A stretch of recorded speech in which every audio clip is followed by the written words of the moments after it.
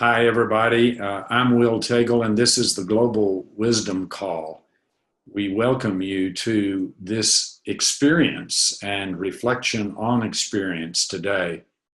This is quite a moment in the story of Earth, is it not? We currently have a hurricane in the Gulf of Mexico, and already we are reeling from the experience we had with Harvey and Irma and so on and so forth. So Houston and Miami and Puerto Rico. And then we also have the earthquakes in Mexico. And we had the fires in the northwest part of North America. So this is really enough almost to give us indigestion. As we seek to find our way in the midst of climate change and the accelerated storms. And if that were not enough, then we have this experience in Nevada that we have been through. And today we will approach from different angles the question of what causes human beings to do the kind of thing that we experienced in Nevada, and what is Mother Earth up to in these moments that we call hurricanes. And then in the midst of all of those powerful movements, the question arises, where is our hope, and what is the role that we humans might have given this situation? So that's the background that we have today, and I'm going to have Judith is going to offer a prayer in the form of a song to launch us into our experience today. Thank you, sweetheart. Yes. Thank you. Thank you all. You know I love to sing, and so this is my form of meditation. We are children of the angels, keepers of the fire. We are children of the angels, reaching for the light. We are not strangers, we're sisters and brothers. We know we came here to love each other, here in the circle of life. Amen. Oh, good. Thank you so much. Thank you so much, Judith. So I want to take a moment to introduce everybody. First, we have Jen Sundin, and Jen is coming to us from Boston. We also have Sarah Whiteley. You can see Sarah's fire burning in the background. So she's coming to us from the UK. Welcome, Sarah. And then we have Emily Grieves, who's coming to us from the pyramids in Mexico, where she lives. And then we have Joy, Dr. Joy, who's coming to us from the wonderful city of Atlanta. And there's Jen. I can see you now, Jen. And here's beautiful trees. So I'm going to move over here just a moment and look at some of the people. I see Claire from San Anselmo. I see Diane from Seattle. Welcome. I'm looking at several people from the Hill Country. There's Lolita from the Hill Country, but also Argentina. And there's Maria Kober from Austria. Hi, Maria. So glad you're with us today. And just various people from all over the world. I think there's Myra Jackson, who may be in Bolivia still. I don't know, but welcome. So you can see we have a wide variety of people from all around the world who are joining our conversation today. And as we go along, Sheila is looking out after the chat. Anything you want to say about that, Sheila? Hi, everybody. We welcome your participation on the chat. So you can see a little chat box if you hover. It's either going to show up at the very bottom of your window or at the very top, and you just click on chat. So please post your questions there, any insights or ahas that you'd like to share with us. And we love your participation and we welcome it. Thank you. Thank you, Sheila. And Sheila will be telling us a little bit about next month's experience as we get to the close. But thank you so much for being with us today. And I want to begin with Emily Grieves, and as a representative of the Toltec community and the artistic community that gathers around the wonderful and profound pyramids as tuning devices into our cosmic understanding of our role. So welcome, Emily. And we had incredible response to your being with us last month. So let's pick up on the conversation where you and I were just a few moments ago. Thank you so much. It's an honor to be here again. Thank you so much for the invitation, especially amongst such wonderful company here with all the other presenters. Thank you. Yes. So what I was asking Emily to do in the midst of all of this upheaval and sometimes chaos, how can we center ourselves? And I was inviting Emily to speak for just a moment about centering yourself as an artist in the midst of this upheaval. Well, the way in which I center myself, and I've certainly been in one of the places where there's been a lot of upheaval with the recent earthquakes, especially the September 19th one that we felt here quite strongly. And the way in which I go about finding my center again as an artist is by making prayerful marks on my canvas or my paper or whatever surface I can find, with paint or with a pencil or with a pen. And sometimes it's as simple and basic as making a dotted line across a piece of paper or something, where that each dot, I'm bringing my awareness into it and I'm bringing my prayer into it. And it's part of this way in which I was trained in intentional creativity, that you bring your intent almost from your heart through your hand into the mark that you're making. And of course, sometimes those marks go on to a whole canvas with color and paint, but it doesn't have to be that complicated. It can be very, very simple. And there's something in that act that is calming. And I've been having this conversation actually in my community about prayer, and whether prayer really has an effect on the outcome of things, in the quantum field, almost becomes irrelevant if the prayer and the prayerful act can bring you comfort and calm you and center you again. That ultimately is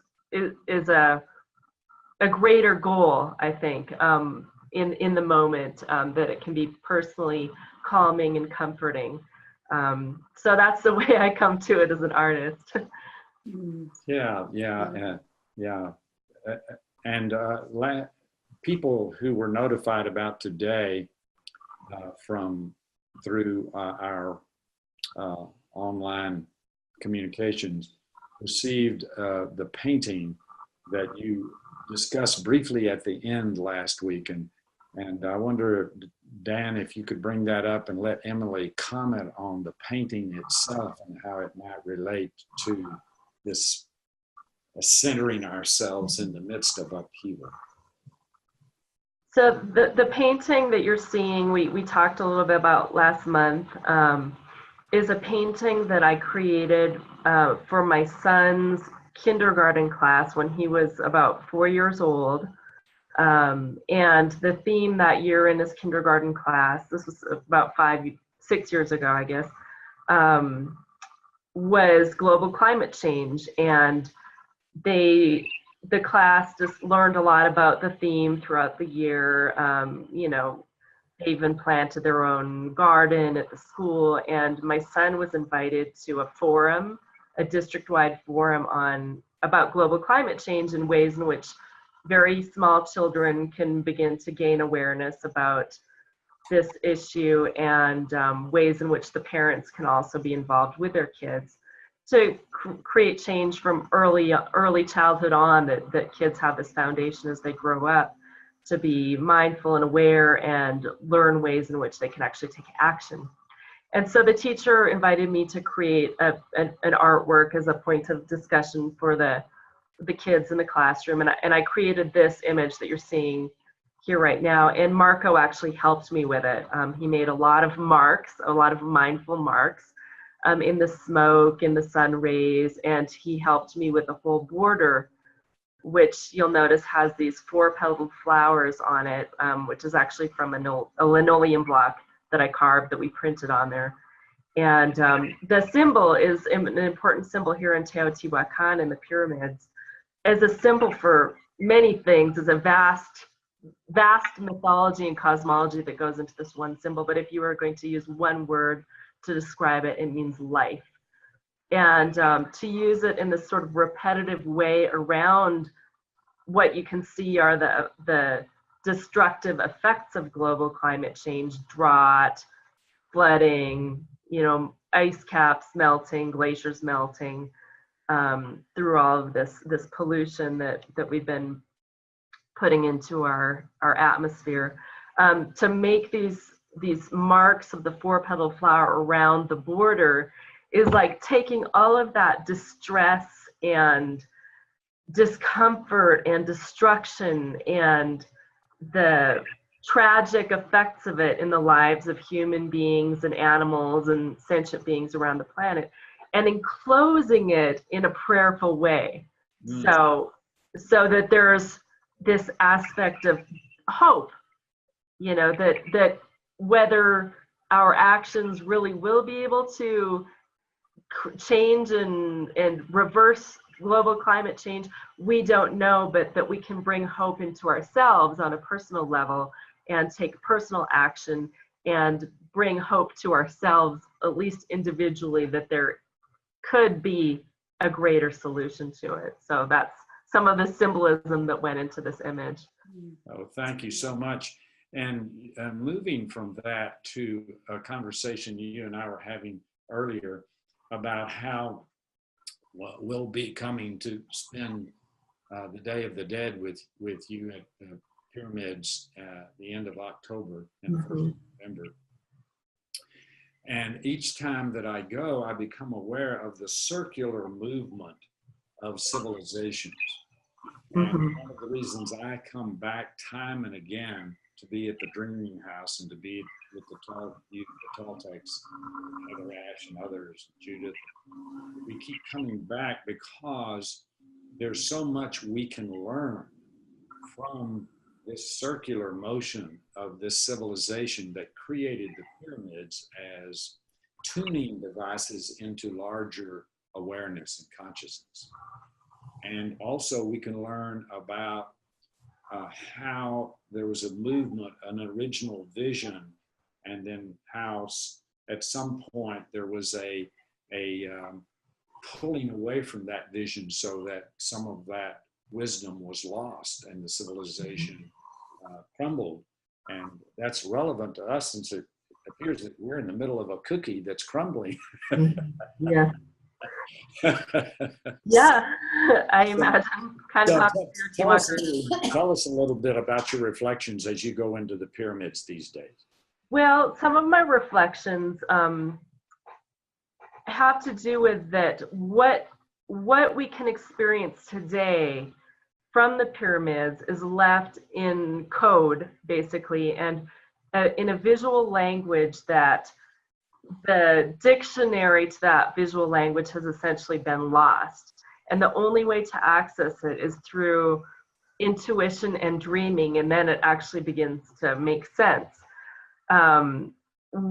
One of the things that I notice when I go into the pyramids is that the creators of it were exactly that, creators, and every aspect of their lives was creative, and that they actually adorned every surface of their visual landscape, from the greatest pyramid to the most simple bowl that they would have drank water out of, with symbols that would have reminded them in every moment of their connection to creator and to themselves as creative beings.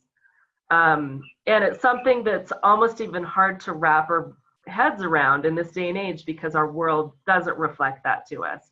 They would have had everything reflecting to them their connection to creator, everything made sacred.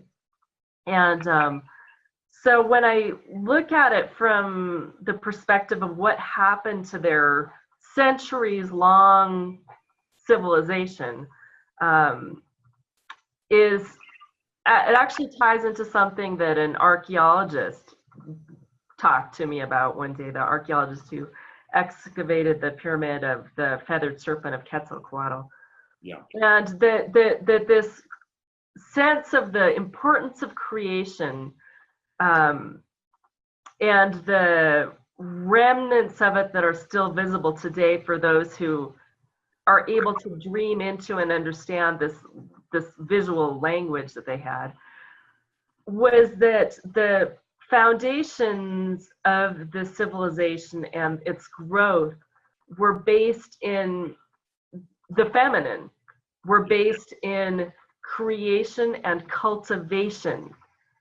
Cultivation from beginning to end, of like in an agricultural sense, but in a cosmological sense, of planting the seed, of caring for and tending for the seed as it sprouts and grows, and every step of growth until it flowers and blooms and then reaches the end of its life cycle, that there's this tending and cultivation of every aspect of that cycle, which is a very feminine way of being in connection with creation.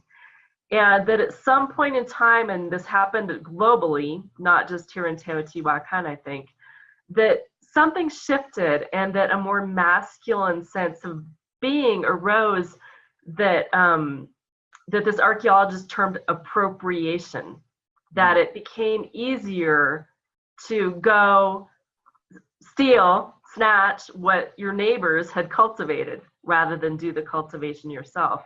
And why that shift occurred, you know, is up for a lot of investigation and theory and pondering, but that we really know, you know, is probably difficult to tune into why that actually occurred. But that it seems to have occurred globally, you know, certainly the evidence for it here in Teotihuacan is there. And so things became into a decline. And what's interesting to me when I go in there is that I notice that the connection really is, there's a broken connection there. And with so many intervening centuries, and the Aztec cultural group of the Mexica coming much later and discovering Teotihuacan already in ruins, and they actually gave Teotihuacan that name, the city of gods, that we don't know what Teotihuacan was originally called. And again, there are many theories that it might have been called Tolan, like Tula, which was a later city that grew out of the actual historic Toltec civilization. Tolan apparently means hollow reed, which is an interesting concept to me because it ties it into other spiritual traditions, that this idea of the hollow reed, that we don't attach to anything, that we let energy flow. So that's a possibility. But what I notice is that, especially with the Spanish conquest and all these intervening centuries, to go into Teotihuacan and actually truly experience it the way they would have is like looking for a bridge across an abyss that long ago fell apart. And so the only way to make that connection actually is through other senses that aren't necessarily physical or definable or mental or analytical. They're senses that we're, I think, collectively beginning to try to tune into and reawaken within ourselves, because they're senses that have to do with intuition and with dreaming, to begin to connect to what the Teotihuacanos actually held as most important in their spiritual way of living. And those who are doing this work are us. And I think globally, not just here in Teotihuacan, but around the world, we've all lost connections to our ancestral traditions in one shape or another, no matter where we come from. And in some ways, Teotihuacan holds a beacon for us from many traditions to come here, whether we're people of European descent or people who have Mesoamerican ancestry, Mexican ancestry, people have come from Asia, people have come from Australia, people have come from Africa, to this place, because for some reason, if we can collectively make a connection across this divide that exists and rediscover what the source possibilities and potentials were, I think that there's a hope for something greater for us, not just on Mexican soil, but globally. So that's my small prayerful insight that I can offer here humbly, of what I feel is a possibility for us by coming to this place, and a possibility for dreaming and reconstructing a bridge that has been lost. And I do believe that the possibility exists for us to revive and reconnect to that ancestral wisdom of cultivation and creation. Yes, and those are very powerful, sacred, feminine, energetic qualities. And so thank you so much for that, Emily. I know you have some other commitments, and we really appreciate your offering that. And I'm going to shift now and build a bridge between what you were saying with the Teotihuacanos and the original vision of the Toltecs. And by the way, last month we were talking with Alberto about an exploration that we had that Tezcatlipoca and Quetzalcoatl were a masculine and feminine couple, which is in his visions. And it really speaks to this awakening of the divine feminine. And that's a lot of what we were exploring at our Co-Creating a New Civilization Week. So for those of you who are just tuning into that and may not know about that week, we just completed a week around a great mother called Jacob's Well. That's actually a name the Europeans gave to this incredibly beautiful wellspring of water that comes out of the earth. And many of you saw the paintings of David Baker a few months ago. And you can, when we finish this, you can Google Jacob's Well in Wimberley, Texas, and get some marvelous pictures of that.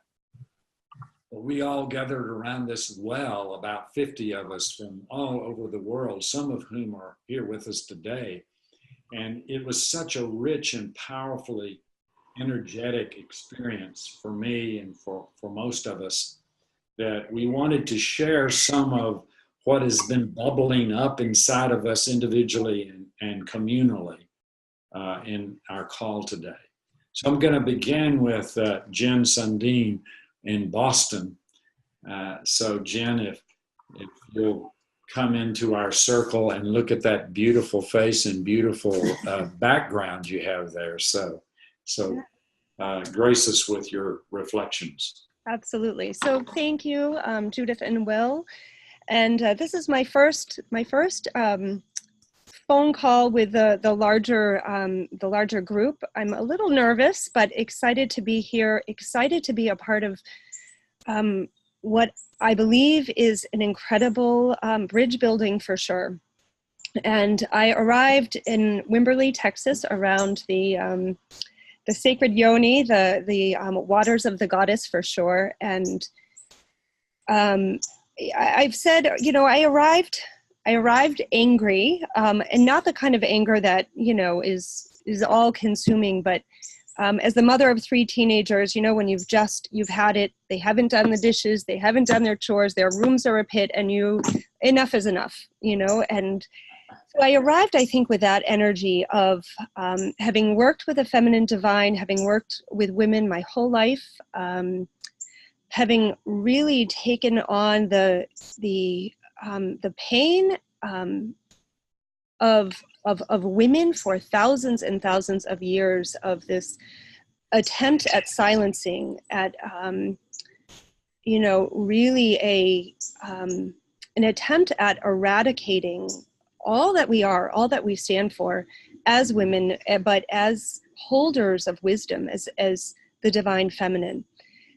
And so I arrived around Jacob's Well, like my new friends, wanting to make a change. So I want to kind of start very quickly as, you know, why the feminine is so important. And I think this will be, you know, the topic of conversation during our hour together. It certainly was over our week together. But, you know, with everything that's happening with our world, the divine feminine, from the archetype of her, she is nature. You know, she is circular, she is round, she is the water, she is matter, she is body, she is blood. You know, she is movement, she is wisdom, she is intuition. And for thousands and thousands of years, really since, to kind of go further with what Emily was saying, really since the Neolithic times, this was the beginning of this great separation of you know, women becoming property, women being abused for power. So I think all of us hold that memory within us, you know, within ourselves, of what once was, and you know, how she has been attempted to be silenced. So arriving there, I didn't know what to expect. I didn't know anyone when I first arrived, and I walked into what I call my tribe. You know, I found them. I found you, and a group of people that were so open-hearted and dedicated to making a change, a group of people that understood that the, you know, divine masculine and feminine, you know, the feminine has gone here and the masculine has gone askew. And this group of people seemed committed to finding a way to rebalance both energies within all people. So, you know, we spent each morning, it was interesting to kind of watch the flow over the 5 or 6 days we were together. Originally, or each morning, you know, we had these beautiful lectures or seminars about, you know, fantastic topics, Quanah Parker, of Einstein, of the, you know, the structure of the universe. And those seminars were so important. They really kind of paved the way for, I think, what for what we needed to achieve. And so we had this beautiful information being presented to us. But underneath, I would say, underneath all of that, underneath the first few days together, there was an energy that kind of wove its way through our conversations. It was in the knowing glances of my sisters, you know. It was in whispers, in small ways. We kept referring to her. We kept referring to the feminine divine, and And I'm not sure, perhaps Will and Judith, you set out, this was all in your plan, you know, to make this happen, but I do believe it was a co-creation, and that there was an energy, the energy of the mother needing to sing. And so for those that weren't a part of our week, by day 3, we had a beautiful, a treasure of a woman from Australia. I think you all met her last month, Miliwanga. So when she would speak, and as she spoke on the 3rd morning, you could see there was a palpable change, that we leaned forward with our hearts, and she mentioned the possibility of us, the men and women, separating in a way of honoring, you know, who we are inside, but also respecting the other. And the women just leapt at that idea. Perhaps our male friends did too. And it was almost a turning point of this recognition that the feminine, she understands the divine feminine because nature, because earth is her, because we are her. And so the men in reverence held space for us to gather. And I likened it to them being the pillars, you know, to give us space to converse. They understood that we needed time together, that we needed to process together. By the same token, I think these you know, divine masculine friends needed their time together. So we crossed the bridge separately but together, and we arrived on, it was probably our 3rd evening. It's kind of all blending together for me, but we went down to her sacred waters, and we held each other's space, and we honored each other. It was a time spent in reverence. And I think for me that it was pivotal. This is what I think going forward, our new civilization, we need to tap into that reverence, to tap into all that is sacred and holy within all things, within all people, by raising up the feminine, by allowing the masculine, the divine masculine, to come back into balance. And as Will was just saying, from my tradition, in Tantra and Hinduism, Ardhanarishvara is the half female, half male god goddess. And it is a sacred marriage, you know. And so for me, understanding the divine masculine as consciousness, as stillness, as the protector, as the solar, he needs her, you know, he needs her. He needs matter, he needs body, he needs the dance, he needs the water and the flow. And so for me, that's what I'm taking home, is this sacred marriage. And I hope that all of my words and actions henceforth will kind of honor that which I think the world is ready for. Thank you so much, Jen, and so well put that we're actually experimenting. Sometimes I say we're flying the plane while we're building the plane, and certainly we're building the bridge as we venture out and see what does it look like on the other side for a new way of being. And of course, we're bound to make mistakes and learn from that, but mainly we have each other. And I really appreciate the way you put it. I'm going to shift over to the United Kingdom now, where it's cool enough for our fire to be burning. And Sarah Whiteley is writing a wonderful research project now in this area.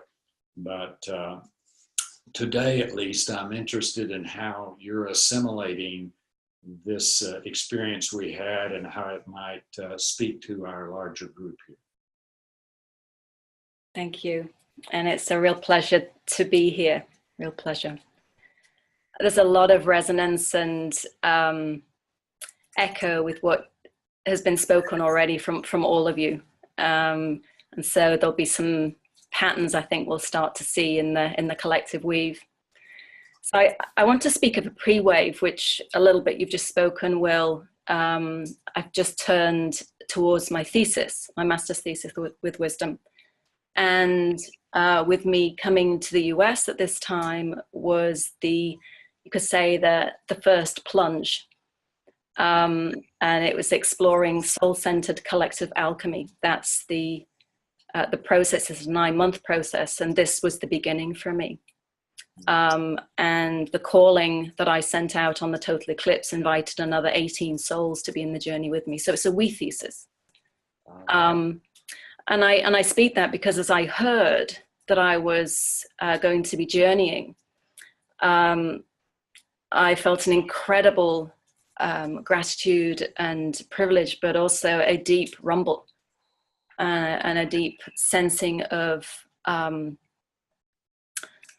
it's what has been spoken before around the fierce urgency of now, but also I trusted that I was being called. I was being called forward.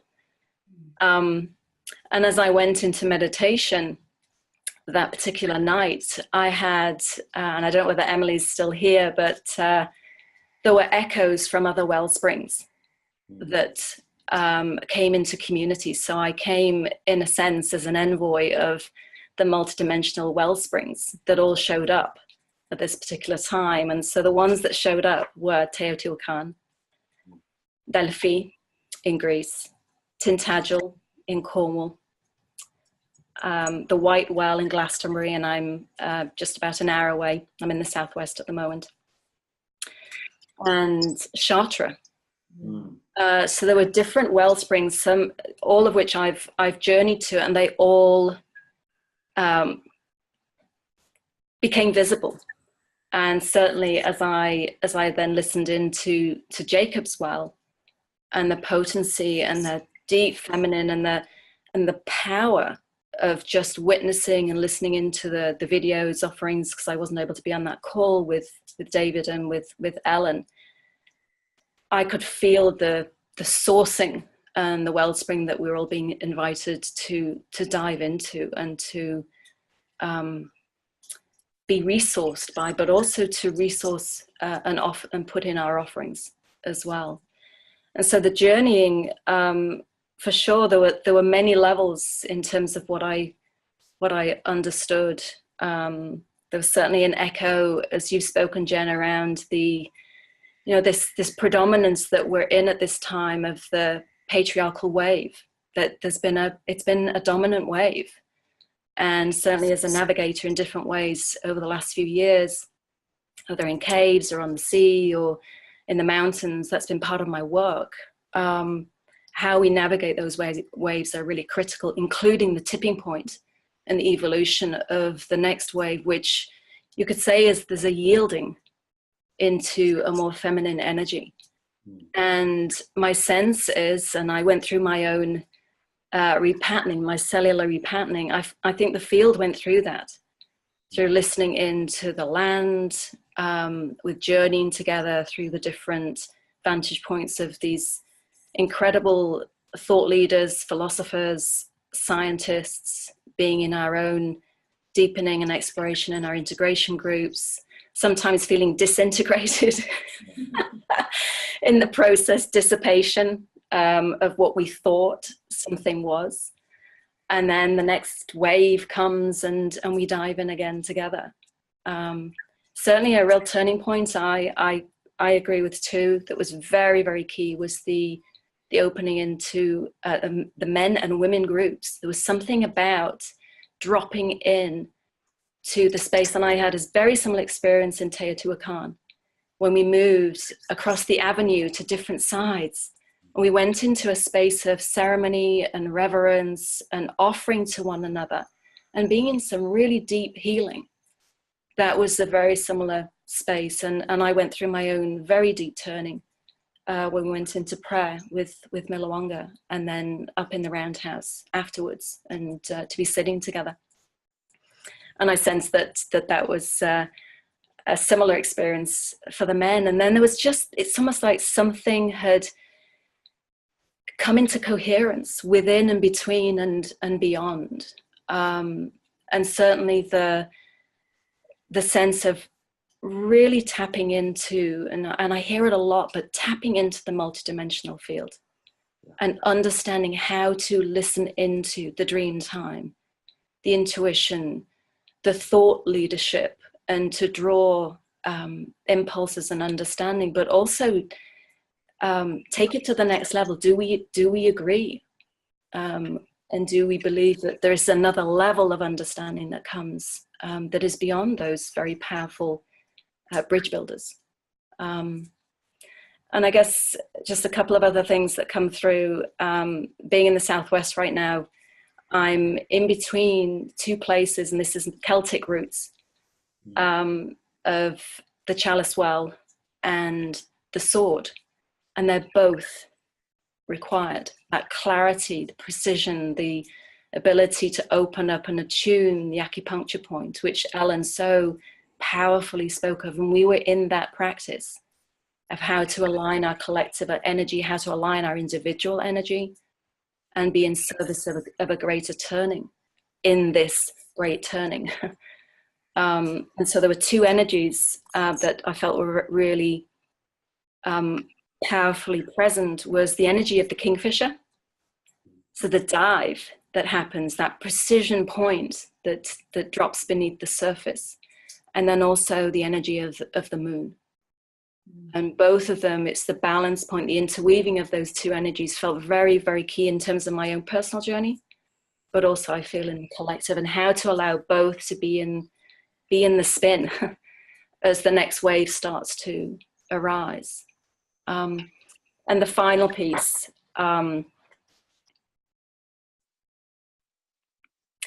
hearing about Emily speaking about making marks. I am starting to notice a pattern in my own journey into places of power, and that's the noticing of hydroglyphs. And so the first, I did some pre-work down in this area again, in Glastonbury. It's called the White Well, and it's a cistern that is full of candles, and interestingly there is now a Black Madonna in the cistern. There's both masculine and feminine spaces. But as I was in the higher kind of waterfall area, it was the candlelight, and it was showing circles of light, and it was watching hydroglyphs. It was the messages that were coming through the fire against the water.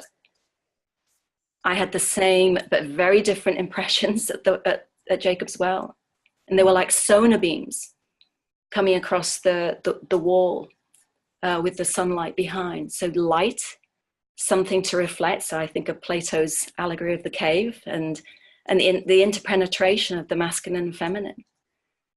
And also when I returned, I had a very long 30-hour door-to-door journey returning home. As I was stood on the cliff top at midnight in my home place, I saw another version of the hydroglyphs in the harbor. And so there's something I'm starting to notice around what are the impressions that are coming through in the water frequencies that we are being asked to notice. At this point, I don't have further information, but I'm noticing and watching some of the patterning that's coming through, and ready to have more clarity. But for now, I'm just amazed with the beauty, and knowing that there are other levels of information that we're just learning to understand and to translate. So thank you. Thank you so much, Sarah. And the power of water that you so eloquently express. There were a couple of people that told me that they had been struggling for on and off throughout life with various trauma in their life. And they went into the waters ceremonially at the well, as if going into the womb of the mother, and only stayed maybe 5 minutes. And when they came out in two instances. When they came out, they said, the pain of the trauma is gone. And we know this pain comes and goes in waves, but for a moment, the cellular nourishment of the special quality of sacred waters nourished us and healed us. So let's shift over to Atlanta, Georgia now, to Joy. And sometimes, always in these profound moments of consciousness, when we get together, as Jen said, when we find our tribe, and our tribe right now is everybody gathered in this gathering online. But when we find our tribe and the consciousness begins to unfold, immediately someone says, well, now, how does this relate to anything in the, quote, real world? And I always think to myself, this is the real world. It's the illusions out there we have to deal with. But Joy, you and I were talking earlier about how you're taking some of this richness we're speaking about into your work right away. So maybe you'll tell us a little bit about that. Yeah. I will. Hello, everybody, and thank you for joining us on this call. Because I am such a passionate person and could ramble and ramble, I decided I would access my left side of my brain and write notes. And then I'll let the passion flow after I get some things out. So for me, this call and the course titled Co-Creating a New Civilization, someone in the class talked about consciousness. And I really embrace co-creating a new consciousness along with the civilization. It just resonates to me. And I'm a person who, as without, so within. I feel like a bridge ethnically with multiple races running through my body. I feel very balanced with my male and female energies. So I live in a lot of peace when I see some of the dichotomies that I experience daily. And just in the ways that I think. So again, the balance you'll see. So some of it'll be this reading and the others will be like, I'll just let my wild self come out, okay? So I wanted to give honor to the fact that when I joined the school, it was called Creation Spirituality.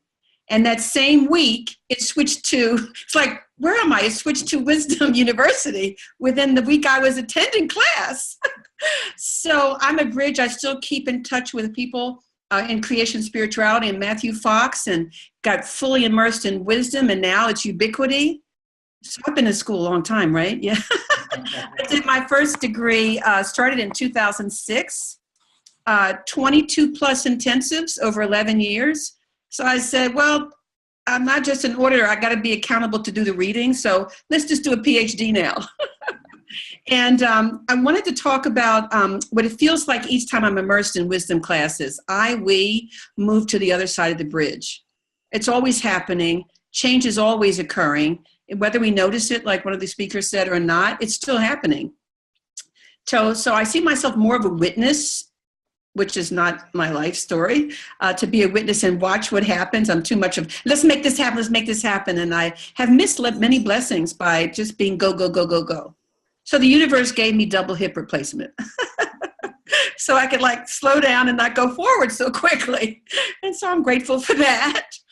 I want to say that miracles have always happened with me and my family and community after attending a course. And so I guess I may be addicted to the miracles, and we could talk about that some other time.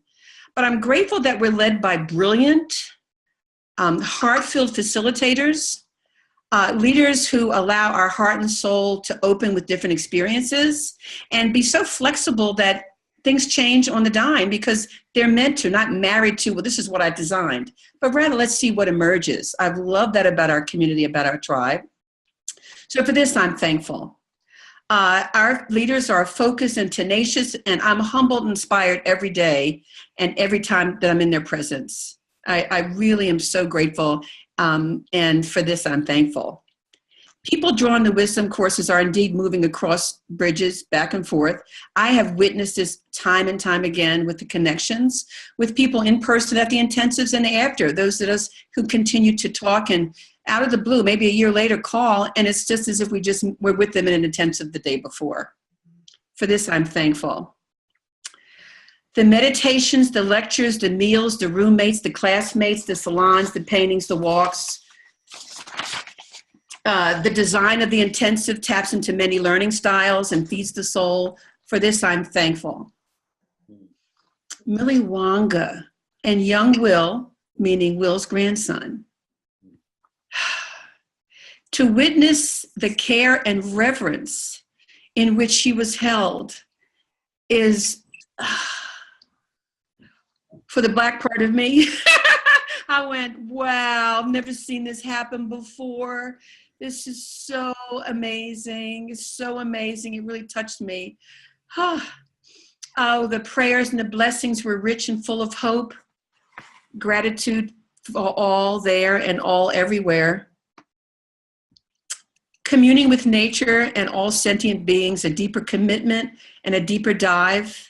On one of my walks, I saw some ancestors in the trees, as I often do, or the mountains. I had a little conversation. And I remember the dream that I had. I was dreaming a lot. I dream a lot of fun things. But the one that stuck with me was the one about the white rabbit. And I said, what is it to dream about a white rabbit, a pregnant white rabbit? And there were a lot of other white rabbits. So now I'm going to say all of us there and here on the phone, we're all the white rabbits. I think the pregnant ones, I'll make them several. Will, Judith, Jim, just they're the pregnant people. And I'm just one of the ones running around just witnessing. And so I looked it up. It said a rabbit is a powerful symbol in many spiritual circles. So seeing one in your dream, which I've never seen in a dream before, can be a very powerful experience. And I know this dream is for Ubiquity University, i.e. the Wisdom School. To see a rabbit signifies luck, magical power, and success. Mainly for me, it symbolizes abundance, that there's always plenty. No matter what our inner self tells her, there is so much of everything all the time. So specifically about Jacob's Well, I put as a witness. I've witnessed easy, intimate conversations with the morning rituals, the labyrinth, the gifts of all the presenters in the morning prayer. Deep hugs of compassion that aren't just like, hey, how you doing? But rather deep hugs, heart to heart. Non-judgmental air to breathe, solitude, communing with trees, bugs, rocks, and yes, Fletcher. Fletcher's the golden doodle that was there in control. Prayers and communion, forgiveness, new friendships, and experiencing the ever-expanding tribe, folks to walk over the bridge with, and contemplating what we will leave behind, what I will leave behind. Ho. So now it comes to just no paper. Oh, exciting. So, in my first doctorate, I was involved in grief work, the death of my young son. And a week later found myself at Lake Merritt Church. Didn't know how I got there, how I flew there, or anything. I was probably still in shock. And in 18 months to be blessed and the portal opened for Mother Mary to guide me. Y'all, she wrote the papers and chose the classes. Where is she right now in this one? I'm so delighted about to be able to contrast the two. Any case, it was great. It came and informed my work, and I had classes in my home for parents who had lost children. And so we just loved each other and really noticed what is our sole purpose, and that our loved one really isn't that far away, if we share to just tune in. And so with this one, this doctorate, I'm about to declare what it is. Well, actually, I declare what it is. Look at me trying to run away from that. To work with the police and the Black communities and or people in poor communities, not just one race, to really have them see their worldview and to see they're really very closely aligned on a very deep worldview level. So I've been excited about that for a year. And clearly, again, with the hips, I wasn't ready like I thought it was last May, and I'm ready now. And I have an opportunity. Someone invited me into a consult with leaders in Dubai. And the four, they call themselves the inner circle, the owner and his three partners. I just took a chance when I heard that there were 40 cultures operating in this organization of 150 people. I went, how do they interact? You know, what are some of their inside stories about each other? And so I decided to use this instrument called the IDI, or Intercultural Development Inventory. And it's I've taken many and facilitated many assessments. This one, the question is beware, because it's not where you tell everybody in the room, these are the logical thinkers, these are the people who, no, this is so rich that it's one-on-one. I coach each person after they get their profile. And they see from 5 stages, starting with denial of your own race, or that your race is better than others, to phase 2 is polarization or judgment of others. That's where I think these communities with the police and the others pretty much resonate there. I'm not sure I did the assessment, but that's when I hear the cues. And the third, where many of us live, is minimization. When we say things like, we're all the same, the whites and blacks and Native Americans and the Europeans, and we're all the same, kumbaya. That's the third of 5 levels, where we move into another area of thinking, of worldview. It's like valuing the other differences, the other cultures, and then being able to assimilate without feeling you're losing yourself. So I'm just excited to be able to embark on that. I just got news yesterday that the leader of this organization allowed me to introduce the instrument to all the people who will be in the diversity class, which now has been renamed Cross-Cultural Competence. And so I'm excited about to be able to practice with them and then go deeper.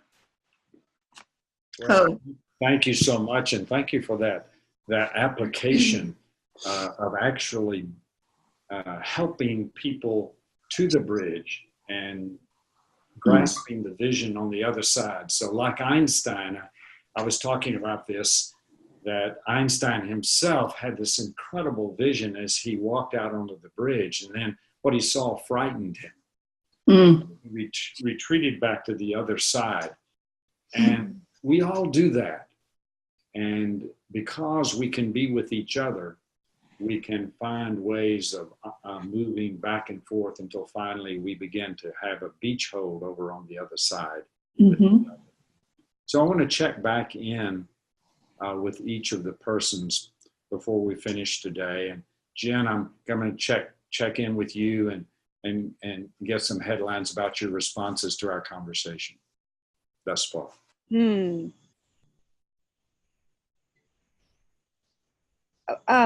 I think I'm walking away from our conversation in the way I walked away from Wimberley, Texas.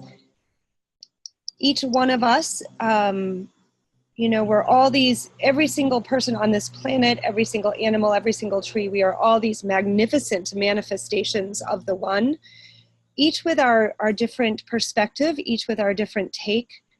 But, you know, with our tribe here today, with a shared vision, you know, and I think that we each have our different ways of you know, again, leading people across the bridge but a shared vision for what that looks like on the other side. And these words, reverence and this, you know, the deep inner well, you know, are a common thread here today. And again, the divine feminine, the sacred marriage. So I'm excited not just to kind of explore my own perspective and way of doing things, but I'm intrigued by, and I would love to kind of try and tap into, you know, the other beautiful waters, the wells here today, allowing, you know, this art to come through me, which I've kind of put in a closet for a while as I've raised 3 teenage girls, but you know, so to kind of take different, again, and I think that this is the point really of creating a new civilization, is taking the best of it all. And so I'm grateful for the gifts that everyone offered today. I have so much to take with me, you know, over the next weeks and months ahead. So. Thank you, Jen. Appreciate it. And I appreciate your energy that you bring. And over near the fire, Sarah, thoughts from you? Yeah, thank you. So much. So I guess what's with me is knowing that the integration continues, the deepening continues, and certainly this kind of space is supportive of that integration and that sense of, it's like we dropped a pebble in the pool, and we all brought our, using different metaphors, we put our piece of wood on the fire, and my sense of the ripple effect is in motion, and how we attune our resonance as you were speaking, Joy. That is the application, but the application for me is our own coherence of how we move moment to moment, and so that we're in that energy field that we did live into, and we're bridging beyond, step by step. And I guess the final piece, I part of what I understood in my own master's journey, and I want to offer a quote that crystallized my own learning, but I'm sitting with it, and I see more of it as I look. So I'm just going to offer this. Creating a new civilization is a function of our collaborative capability with all life. Therefore, when coherent islands co-create with conscious collective intent, the ripple effects have the possibility of generating waves of positive, transformative impact, capable of rebalancing the whole. Oh, thank you so much. Thank you, and thank you so much. Maybe you'll send that quote to Sheila, so we can send that out when we get a recording of this. And Joy, comments from you. I have a song from the mother. If I could, I'd protect you from the sadness in your eyes, give you courage in a world of compromise. Yes, I would, if I could. I would teach you all the things I've never learned, and I'd help you cross the bridges that I've burned. Yes, I would. If I could, I would try to shield your innocence from time, but the part of life I gave you isn't mine. I watched you grow so I could let you go. If I could, I would help you make it through the hungry years, but I know that I could never cry your tears. But I would, if I could. I would live in a time and place where you don't want to be. You don't have to walk along this road with me. My yesterday won't have to be your way.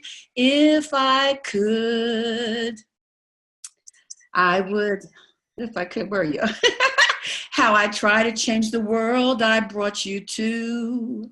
And there isn't much more that I can do, but I would. If I could, I would try to shield your innocence from time, but that part of life I gave you isn't mine. I watched you grow so I could let you go.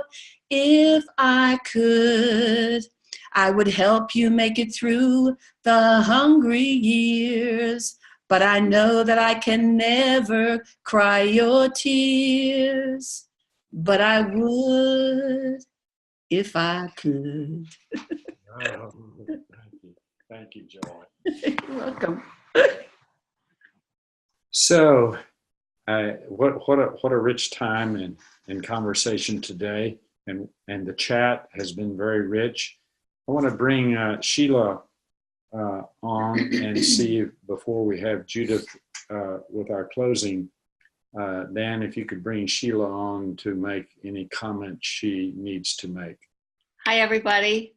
I will put this in the chat as well, but I want you to make a note and mark it on your calendar that our next Global Wisdom Call will be November 11th. It will be on the second Saturday of the month, and we'll be inviting you to participate in the launch of Will's new book, Walking with Bears.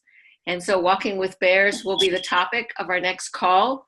You'll have a sneak preview of the life of Bearheart, Marcellus Williams, and you'll get the opportunity to participate in the launch that day of Will's new book.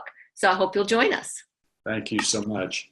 And we're going to make this a regular feature. So various people in this global wisdom call are writing books, and we're going to make that a regular feature over the next period of time, so that we share with each other the distillations of our experiences together, and in that way make an impact on the world around us. Judith, would you bring us to a close? Wow, it's a hard act to follow with Dr. Joy. Would you all like another song or just a brief? Okay, I've got a little song that I've been wanting to sing. May your peace be an anchor in stormy times. May your hope run like a river that will never run dry. May your burdens grow light. May your worries subside. This is my prayer for you. May your soul grow deep. May your joy run wild. May your heart know the face of mercy and smile. May your faith come to let you believe like a child. This is my prayer for you. This is my prayer for you. Amen. Oh, good. Thank you, Judith. And may the songs and the poetry and the expressions and the art propel us across the bridge. Mm-hmm. I hope. See you next month. Bye. Goodbye, everybody.